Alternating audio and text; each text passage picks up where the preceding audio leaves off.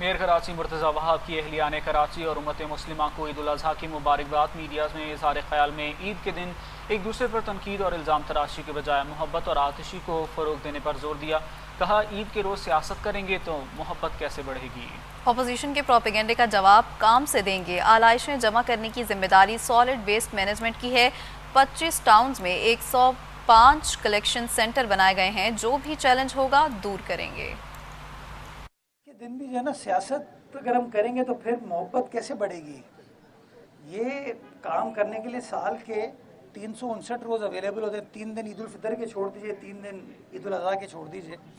मैं फ़ारूक सत्तार साहब की बातों का आए दिन जवाब देता रहता हूँ और अली खुर्शीदी साहब की भी बातों का जवाब देता रहता हूँ। अभी से वो मौजूद भी नहीं है, तो उनकी गैर हाज़िरी में अगर मैं ऐसी तुर्श बात करूँगा तो बुरा मानेंगे। फिर वो जवाब में कोई तुर्श बात करेंगे तो मेरी तरफ से दोनों भाइयों को ईद उल अज़हा बहुत बहुत मुबारक हो। कराची हम सबका है और इस शहर कराची की खिदमत करना, इस शहर के लोगों को जोड़ के रखना, लोगों के मसाइल को हल करना हम सबकी ज़िम्मेदारी है और हम जो है वो ज़िम्मेदारी निभाने में लगे हुए।